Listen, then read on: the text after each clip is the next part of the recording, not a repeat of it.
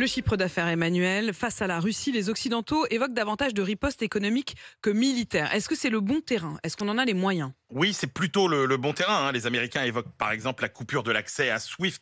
SWIFT, c'est l'organisme qui gère les transactions financières internationales. Et effectivement, c'est appuyé là où ça fait mal. La Russie est certes redevenue un géant géopolitique et militaire, mais elle reste un nain économique et financier. C'est la 11e puissance économique mondiale avec un PIB à peine supérieur à celui de l'Espagne.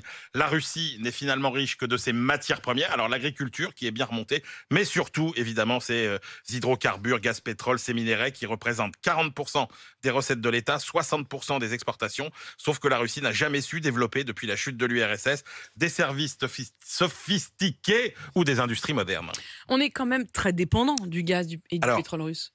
c'est vrai, la Russie, c'est de loin le premier fournisseur de gaz de l'Union européenne, 40% de nos besoins. Elle est aussi notre premier fournisseur de pétrole et de houille, sauf que les entreprises occidentales, sont indispensables au secteur énergétique russe. Les entreprises russes du secteur importent plus de la moitié de leurs équipements et même 90% du matériel dont elles ont besoin quand il s'agit de forêts offshore, donc en mer, ou de pratiquer la fracturation hydraulique.